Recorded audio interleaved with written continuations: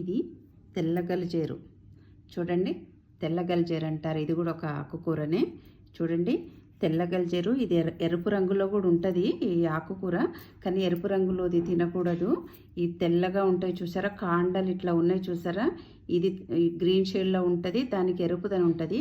Plus ఈ ఆకు చుట్టూ కూడా ఎరుపుతనం ఉంటుంది ఎర్ర గలిజేరుకు. అది తినకూడదు, మనం ఇది తినాలి. దీని సీడ్స్ కూడా వెరైటీగా ఉంటాయండి. చూడండి ఒక సీడ్ ఉంది చూడండి, ఇట్లా గసాలు ఉన్నట్టుగా ఉంటాయి. నలుపుతనం అంత సన్నగా ఉంటాయి. చేయికి కూడా అంటుకోవడానికి చాలా కష్టంగా ఉంటాయి ఈ సీడ్స్. చూడండి దీనికి సీడ్స్ కూడా వెరైటీగా ఎక్కడ వస్తాయంటే చూడండి, ఇక్కడ ఉంటుంది కదా, ఈ కనుపు ఉంది కదా, ఈ కనుపు దగ్గర ఇక్కడ ఒక చిన్న కాయలాగా ఉంది చూడండి, గ్రీన్ కలరు.